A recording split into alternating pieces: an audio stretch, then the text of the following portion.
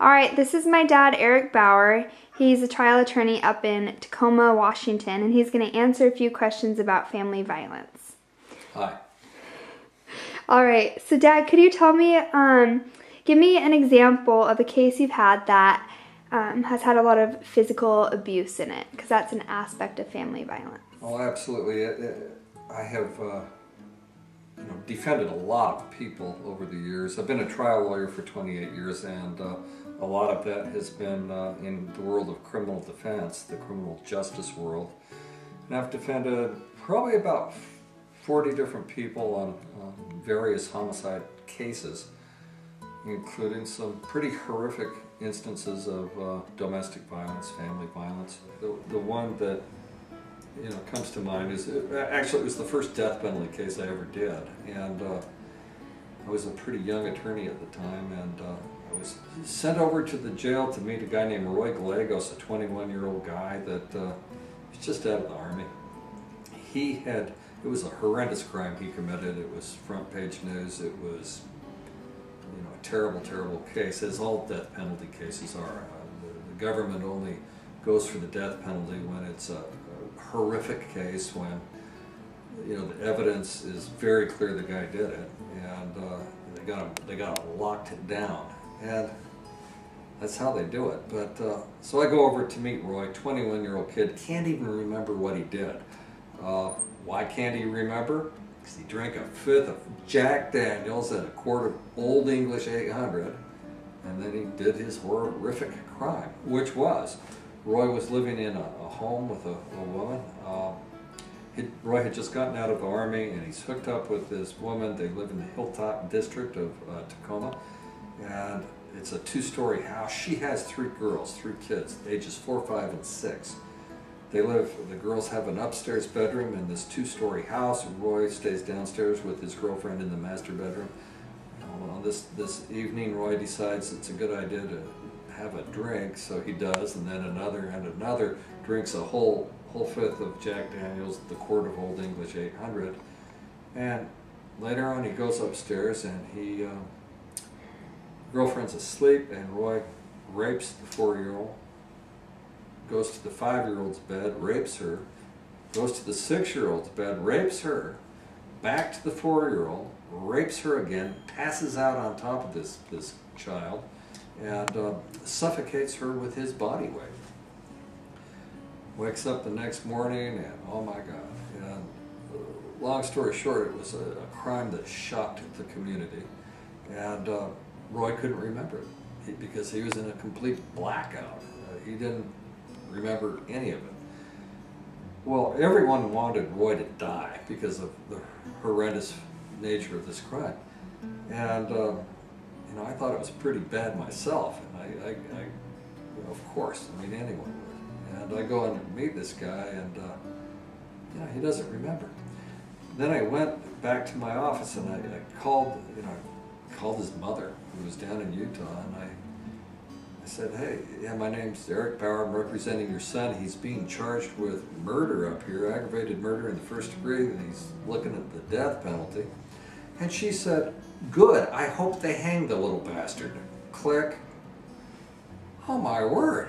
I mean, I couldn't believe that. And I knew I had to go down to Utah because there were some mitigating factors about the way Roy was raised that I could find. And indeed I did. I went down to Utah, and I investigated his upbringing and interviewed the crazy grandma who was a fortune teller living in a trailer. She kept wanting to read my hand.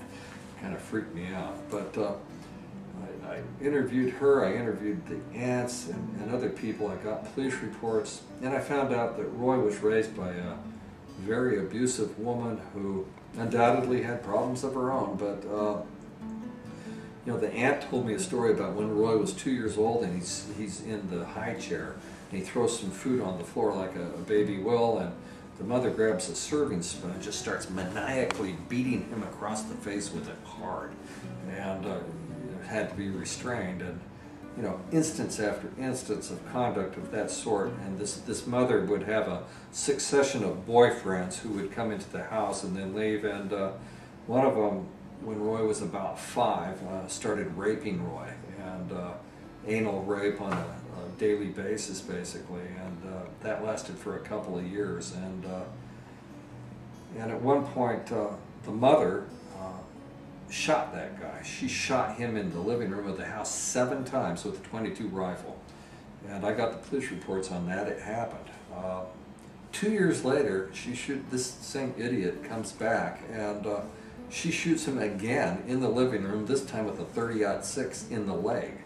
And young Roy is a witness to all these crazy events. And that's how he grew up. You know, it was really sad stuff, and it was not just a show for the jury, but it was a real instance of domestic violence and how it is handed down from generation to generation. And you know, we only know what we know. We are, you know, you can put a dog in a cage and beat him with a stick and wind up with a pretty mean dog. And it's not too surprising that human beings who are treated in a similar fashion end up being pretty mean themselves, I suppose. But that's one case I did that is a hallmark, and you know, certainly done others. All right. Well, let's see. I read the quote, "Today's abused kids become tomorrow's violent offenders." And what do you feel about that quote? Do you think that's an accurate statement? Well, yeah, I think it's very accurate. In the world of sexual abuse, I think the statistic is about 1/3 of kids that are sexually abused when they're kids become abusers themselves, you know, child molesters and such. And that's kind of common. Not all of them do, but you know, a good many of them do. And again, it's learned behavior. Would you like to explain maybe some of those case examples? Sure. You know, we had a lot of abuse as a whole starts out with alcohol abuse and drug abuse. You know, parents who drink too much and use methamphetamine and that sort of thing, and quite often it's every substance they can get their hands on. Alcohol abuse, I think, being the worst of the lot, simply because it's legal and considered a good thing to do versus a dangerous drug, and quite honestly, it's the worst drug out there. The statistics that I have read indicate that 86% of all murders are committed while the defendant is under the influence of, guess what drug? It's not marijuana, folks, it's alcohol. You know, I've never seen the case where someone smoked a joint and went home and killed their wife. In fact, no one has, but drink a fifth of Jack Daniels, just about anything can happen, and does.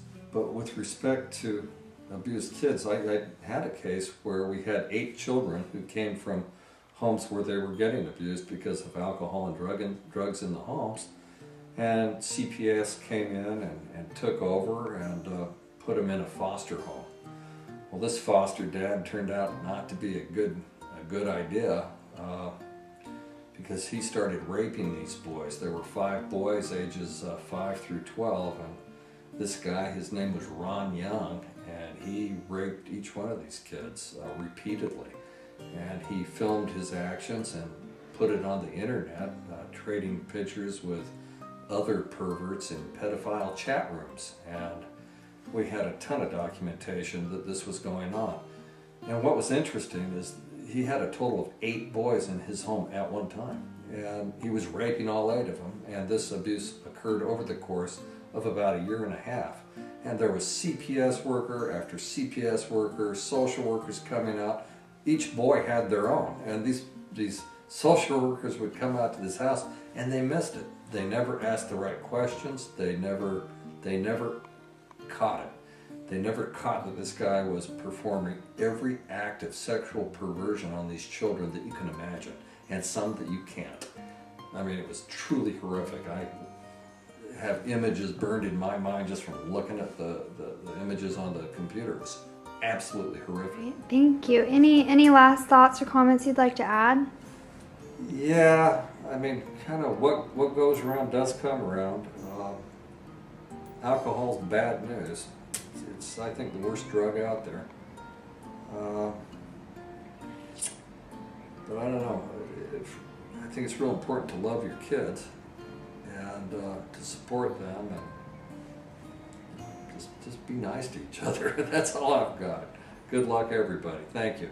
Thank you.